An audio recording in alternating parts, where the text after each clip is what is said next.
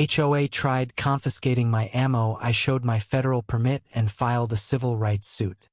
Have you ever wondered what happens when a neighborhood watch turns into a power-hungry posse? For Marcus Reed, a retired Marine living in the quiet suburban enclave of Willow Creek, Texas, this wasn't a hypothetical question, it was his reality. One sunny afternoon, Marcus found a notice taped to his front door, signed by the Willow Creek Homeowners Association, HOA. The bold red letters demanded he surrender his legally owned ammunition or face eviction. His crime? Storing ammo in his garage for his federally licensed firearms. Stunned, Marcus felt his blood boil. This wasn't just about bullets. It was about his rights, his freedom, and a community board drunk on control. What followed was a clash that would shake the neighborhood to its core and ignite a battle over constitutional protections. Marcus wasn't your average homeowner. A decorated veteran with 20 years of service, he'd settled in Willow Creek for peace, not conflict. His modest two-story home was a sanctuary, complete with a small gun safe in the garage where he kept his hunting rifles and ammunition, fully compliant with Texas law and his federal firearms license.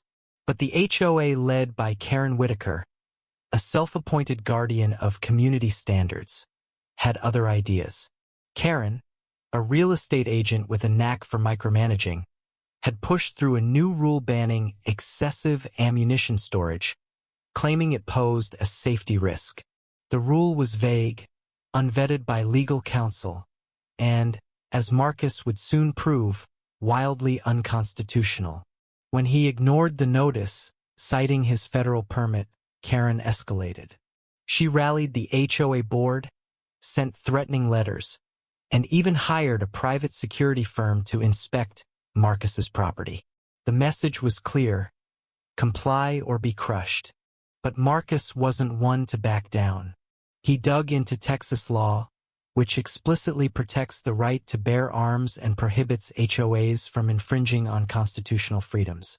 Armed with his federal permit, which he'd earned through rigorous background checks, Marcus confronted Karen at the next HOA meeting. The room was packed with neighbors, some nodding in support, others whispering nervously. Karen, perched at the head of the table, dismissed his permit as irrelevant and doubled down, claiming the HOA's authority superseded federal law. Gasps rippled through the crowd. Marcus held up his permit, his voice steady but firm. This isn't just about ammo. It's about my rights as an American. You don't get to rewrite the Constitution. The room fell silent, but Karen smirked, unfazed. She didn't know it yet, but she'd just lit the fuse. Enter Sarah and Gwyn, an unexpected ally. A young lawyer who'd recently moved into Willow Creek. Sarah had been quietly observing the HOA's overreach. She'd dealt with Karen before over a rejected fence permit and knew the board's tactics were more about ego than safety. Sarah approached Marcus after the meeting, offering pro bono legal advice. "This isn't just your fight," she told him. "If they can target you, they can target anyone." Together, they uncovered a pattern. Karen's HOA had a history of selective enforcement, fining residents for minor infractions while ignoring violations by her cronies.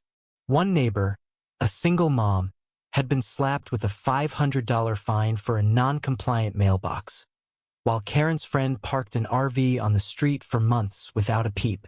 The ammo ban, Sarah suspected, was Karen's latest power play, fueled by a personal vendetta against Marcus after he'd questioned her at a previous meeting. The confrontation came to a head when Karen's security team showed up at Marcus's door, demanding access to his garage. He refused, citing his Fourth Amendment rights against unreasonable searches. The guards, unprepared for resistance, left empty-handed, but Karen wasn't done. She filed a lien against Marcus's property, claiming he'd violated HOA bylaws. That was her fatal mistake. Marcus, with Sarah's help, filed a federal civil rights lawsuit against the HOA alleging violations of his Second and Fourth Amendment rights. The suit named Karen personally, arguing she'd acted with malicious intent. News of the lawsuit spread like wildfire, and Willow Creek became a battleground of opinions. Some neighbors rallied behind Marcus, waving American flags on their lawns.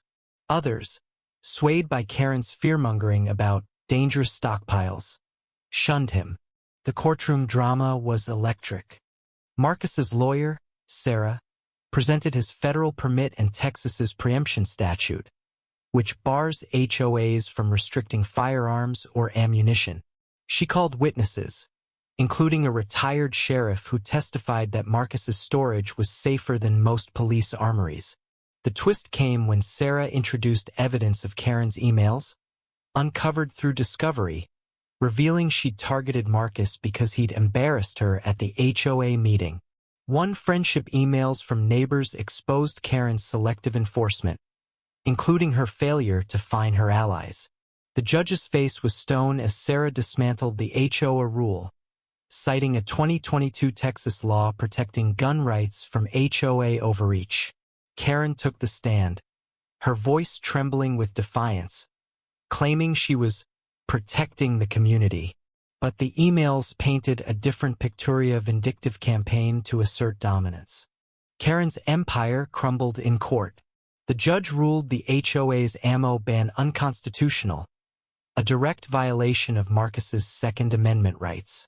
The lien was lifted, and the HOA was ordered to pay Marcus's legal fees. Karen faced personal liability for damages, a financial blow that forced her to sell her prized SUV. The HOA board, humiliated, issued a public apology, and Karen resigned in disgrace, her reputation shattered. Neighbors who'd once feared her began questioning other rules, from mailbox sizes to pet restrictions. Willow Creek was reborn, not as a fiefdom, but as a community where voices mattered. Marcus stood taller that day, not just for himself but for every homeowner who'd felt the sting of overreach. His victory wasn't about a moat, it was about standing up to tyranny in your own backyard. He and Sarah celebrated quietly, knowing they'd sparked a movement. Across Texas, HOAs began reviewing their rules, wary of similar lawsuits. Marcus's flag flew high, a symbol of freedom reclaimed. What would you do if your HOA tried to strip away your constitutional rights? Share your thoughts. Where does the line between community rules and personal freedom lie?